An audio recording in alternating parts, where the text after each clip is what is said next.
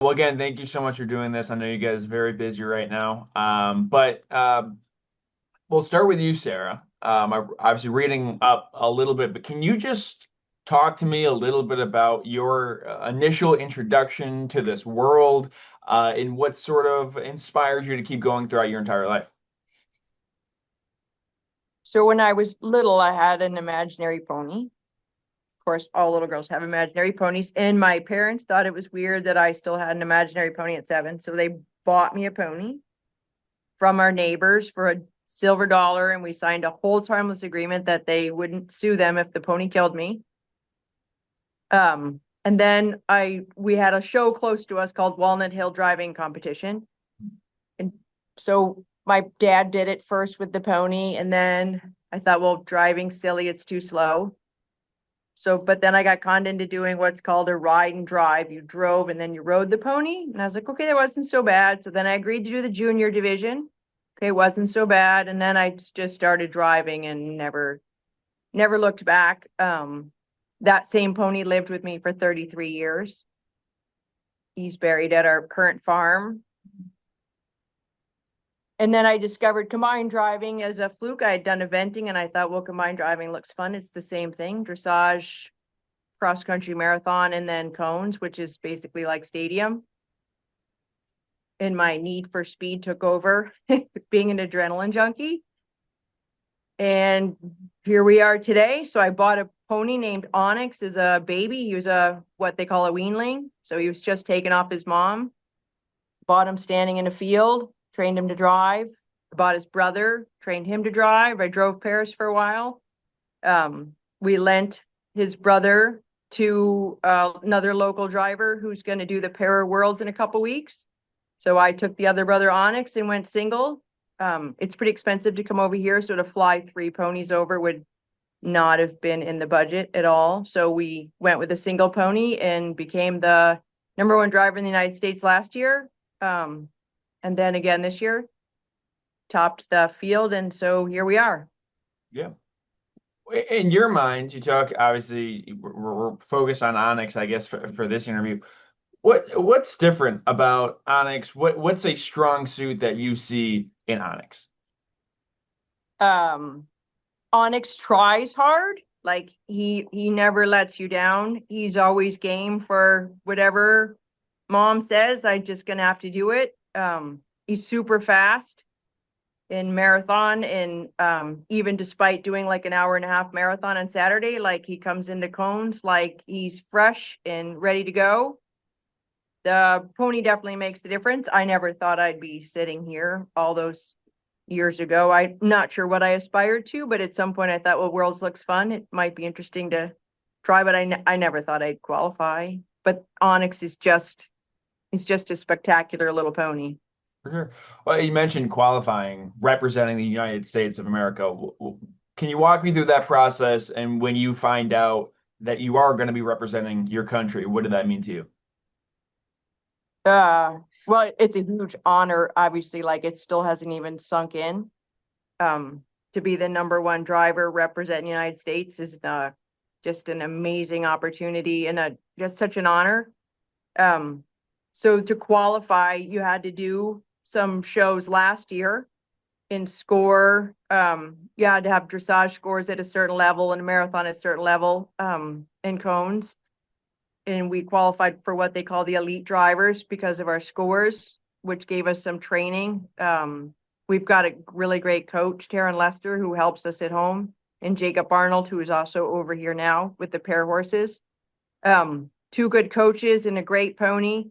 We really, last year was our first year going FEI, and we just ended up at the top of the field. And I thought, well, this is something we could actually do. So and yeah, a lot of the shows are in Florida. There's 1 show in North Carolina and 1 in Quebec, but other than that, the shows are all in Florida. So my son took over the farm. We packed up and left for Florida again this winter in January. Hit a bunch of shows down there and ended up floating to the top. A lot of hard work, a lot of sweat and tears. Yeah, And absolutely. Here And we are. Yeah, I would say, Bruce, I gotta ask, when did you, get involved with Sarah, and at what point was this the right operation for you? I've been involved with horses most of my life. Uh, I met Sarah about 12 years ago on a Florida on the show circuit there. I was a horse show photographer at the time. I'd been doing that for almost a decade, and a friend of mine said you should go and try shooting a driving show. And then, so I ended up at a driving show, and her and I met due to uh, the girl that was working for her was Friends seeing with his friends boss. with my boss. Yeah. And And then crazily said, I want to ride on one of those carriages yes, someday. I said I would love to try this sometime. And uh, here I am. Silly, silly But stuff. I've learned to love this. I can't imagine doing anything else. This is the most exciting thing you can do with a horse. There's a lot of people that ride, and but there's not very many people that drive. And once you discover this, it's hard not to love it. It is the most exciting equestrian sport I think there actually is.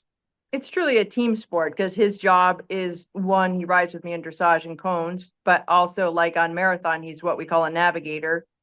Short, we call them navigators. He actually, his job is to keep me from flipping over on Yes, marathon. He Yeah. literally has like the most important job. I'm the counterweight for her exceeding the limits of the carriage. Yeah. So Well, Stop watching, no flipping. you mentioned that, you were like, hey, I want to do this, maybe want to try this out. What were the first rides like? It's exhilarating now. What were those first rides like? well, it's strange that you might ask that. It was exhilarating. Anything you do with me is The very exhilarating. first, yes, that's true. The very first time that I went, we had just completed a show in South Carolina, and she said, "I'm going to take my pair out. Would you like to go with?" And I said, "Sure." And it took me literally about 5 minutes, and I just fell in love with it. And I said, anytime, absolutely that you would like for me to do this, I would be more than happy to try it or, do it for real. And strangely enough, about a month later, she called me and said, I'm going to a horse show at Devon, which is one of the oldest horse shows in the country, as an exhibition. Would you be willing to go with? And I was like, yeah, sure, that would be great. And we took a pair to Devon, PA, which strangely enough was the very first time that I got to drive. Uh, Usually when we do our courses, we walk the course. You have to kind of be familiar with where you're going, considering the speed and the velocity of what happens. Um, it's kind of imperative you know where you're going. And she said, I have to go walk. So here, drive the ponies. And so, very first time I ever driven horses, in the warm-up ring at Devon. And I survived, but I immediately fell in love with driving as well as riding. So, and I'd never looked back from that point. It's just been an amazing ride, actually. It's been a lot of fun. Yeah. You mentioned fun. I guess, Sarah, this is a question for yourself. How have, not in the last decade, dozen years or so, how have not just yourself, but Bruce, developed and grown together? You have to be able to sort of read each other's minds on marathon because you don't have time to talk about things. So you have to sort of be tuned into each other. He has to know exactly what I need before I have time to say it. It literally is that fast of a sport. Um, and you have to they have to get along and you have to have some fun. If there's no, if you're not having fun, I think the stress of it all will really get to you. So you have to be able to play back and forth a little bit and make each other laugh, at least to calm your nerves.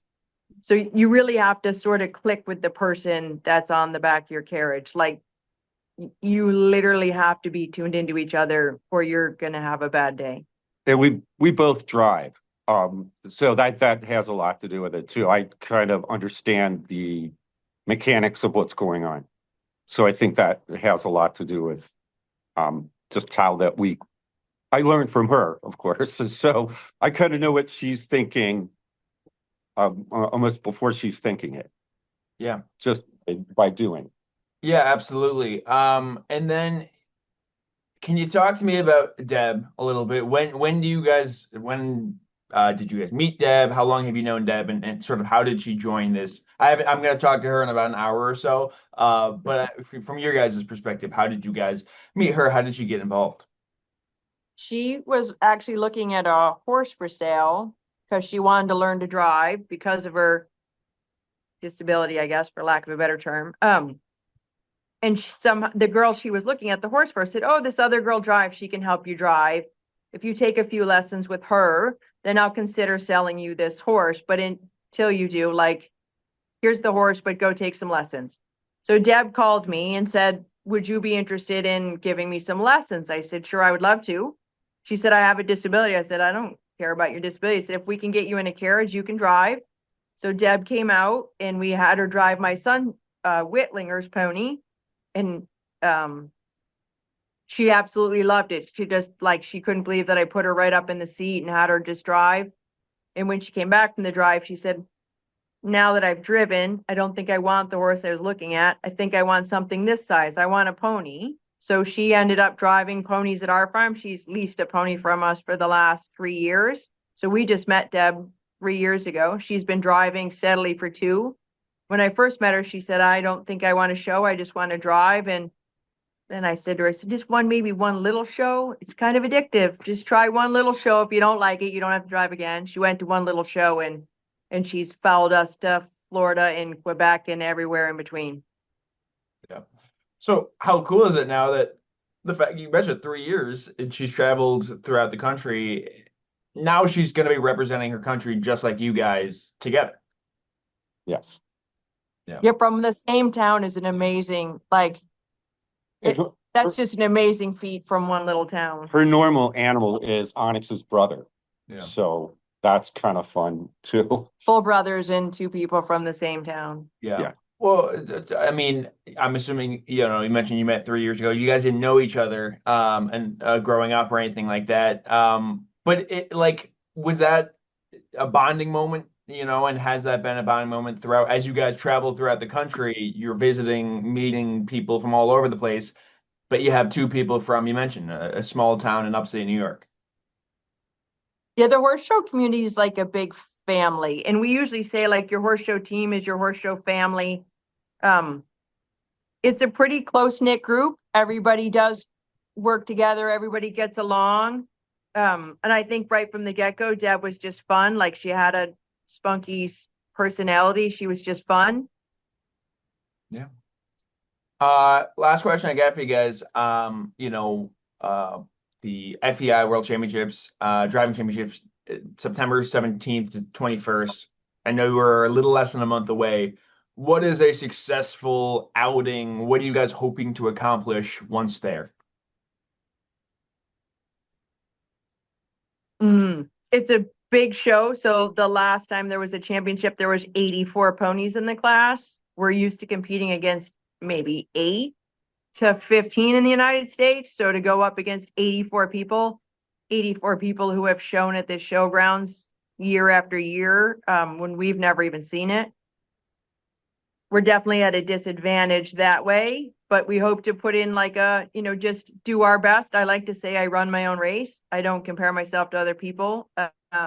If I can come out at the end of the day feeling like I drove my best and my pony did his best and we put in a good effort, then that's really what counts. It's really not about the winning. It's about the journey to get there and spending time with your pony and good friends and family more so than but I mean, it would be nice to do the America proud, but it's a big class of ponies. And like I said, they definitely have the home team advantage. Yeah, I gotcha. I actually have one more question. I know I said last question, but I have one more.